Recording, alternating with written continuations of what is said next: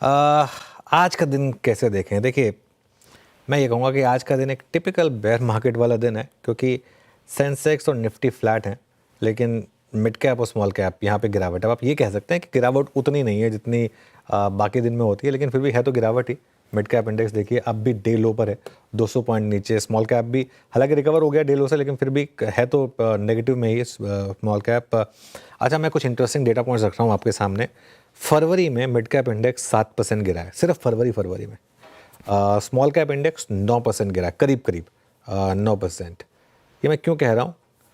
ऐसा एक महीना और आ गया, अगर 8-9% अगर आप यहाँ से और गिर गए तो आप 52 वीक लो हिट कर सकते हैं मिड कैप और स्मॉल कैप पे। जी हाँ, जो स्पेस सबसे ज़्यादा पैसा बना रही थी वहीं सबसे ज़्यादा पेन है।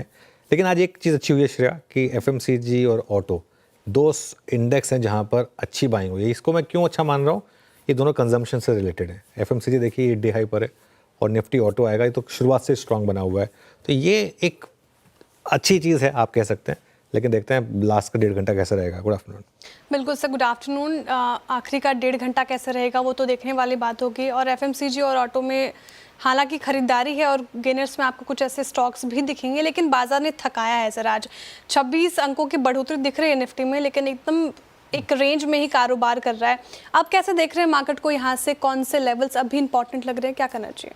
देखिए श्रेया, मेरा अप्रोच वही है जो सुबह भी थी। सुबह में जब वो रैली आ रही थी, मुझे रत्ती भर कॉन्फिडेंस नहीं आ रहा था उस रैली में, क्योंकि ऐसे फेजेस हमने देखे हैं पिछले 3-4 महीने में, कई बार देखे हैं।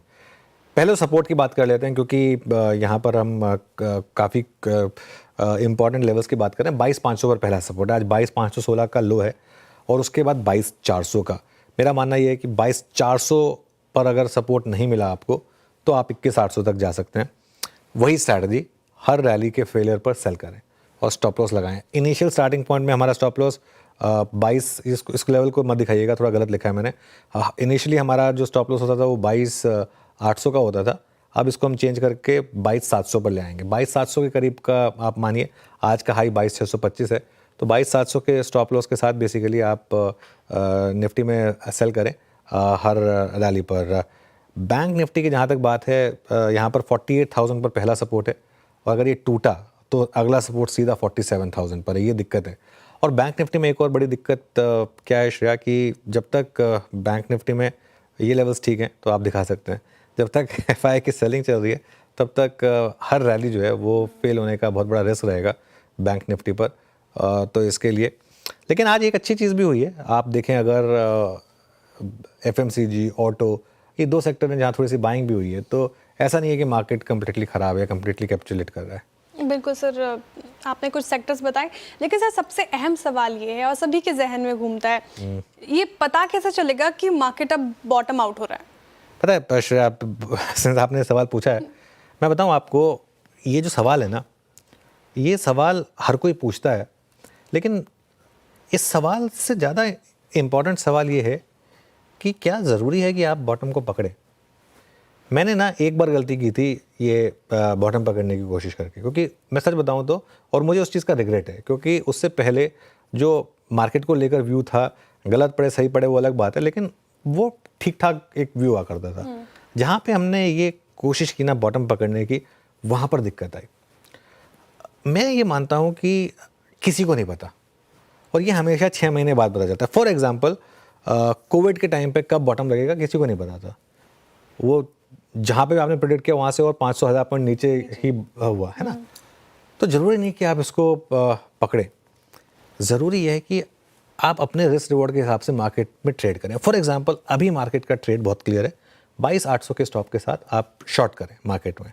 जिस दिन वो ट्रेंड बदलेगा उस दिन आप लॉन्ग हो जाएं। उसके बाद वो बॉटम बना या नहीं बना वो बाद में पता चलेगा, भले ही 1000 पॉइंट ऊपर आपको ऐड करना पड़े। एक बार कंफर्मेशन आ जाए कि हाँ मार्केट में पैसा जो है वो बाय ऑन डिप्स पे बन रहा है, तब आप फिर डिप्स पे बाय करें, और उसके बाद वो आपको बाद में हाइंड साइड पे पता चलेगा कि यहाँ पे बॉटम लगा था मार्केट में। जब आप हिस्टोरिकल चार्ट्स को देखेंगे, 2004 में जब अटल बिहारी वाजपेयी सरकार गई थी, मार्केट ने लोअर सर्किट लगाया था, किसको पता था कि वो उसके अगले 2-3 महीने के बाद इतिहास की सबसे बड़ी बुल मार्केट शुरू होगी?